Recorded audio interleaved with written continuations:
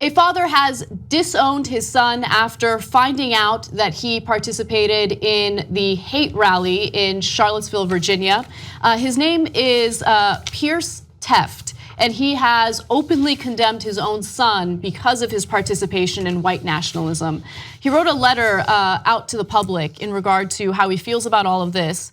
And he says, I have shared my home and hearth with friends and acquaintances of every race, gender, and creed. I have taught all of my children that all men and women are created equal, that we must love each other all the same. Evidently, Peter has chosen to unlearn these lessons, much to my and his family's heartbreak and distress. We have been silent up until now, but now we see that this was a mistake.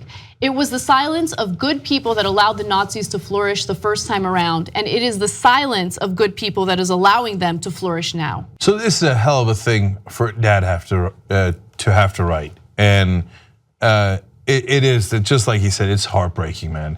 And you wonder, what did I do wrong? How did my son turn out like this? And to disavow someone that's your child, it's really something you never, ever, ever want to do. But if there's a time to do it, it's when your son's a Nazi.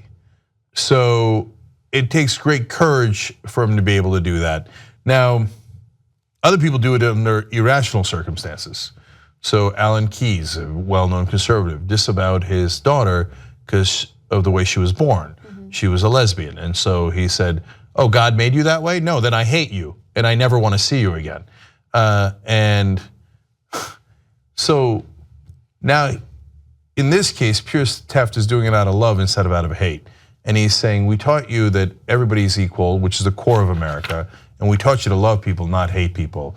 And my guess is they're trying to shake him out of the cult-like, hatred that he's glommed onto. And these guys, some of them online, they're groupthink. They have their talking points. They say the same thing over and over again that they were taught by alt-right websites. They can't see how ironic half of their statements are. And then they'll say things like, I'm for white nationalism, but don't call me a racist. No, by definition, that's racist. I mean, the next thing you're gonna say is, I'm a Nazi, but don't call me anti-Semitic. So Pearce Tefft continues to say that his son Peter is not welcome at our family gatherings any longer. He even shared a personal story that I think takes a lot of courage to share. He says that his son once joked, the thing about us fascists is, it's not that we don't believe in freedom of speech. You can say whatever you want. We'll just throw you in an oven. So, I want to give credit to Pearce Tefft here, because it takes courage to call that out, especially when it's in your own family. And I want you to understand the heavy warning that he's giving us. And it reminds me of a story I read about a German industrialist who the Nazis showed gas chambers to. And they were bragging to him because he's an industrialist and he's part of the machinery of Germany's industry at the time. And he was a person in power. And they were showing him how well the gas chamber worked.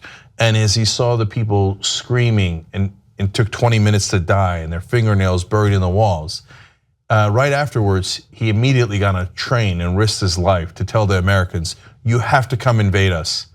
What they're doing is horrific.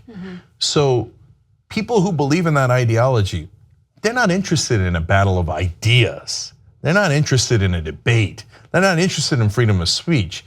They believe in violence. And violence is what we got at Charlottesville.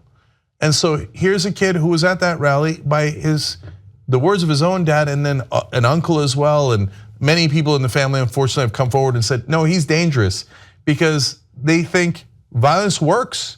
We can't seize power with our ideas. They are deeply unpopular. So they think we seize power through violence. So it's up to us to make sure, us meaning all of America, the government, just decent people in America, to say you're allowed to believe anything you want. It's a free country. You're allowed to say anything you want. It's a free country. But you're not allowed to take violent action. And that's where we draw the line.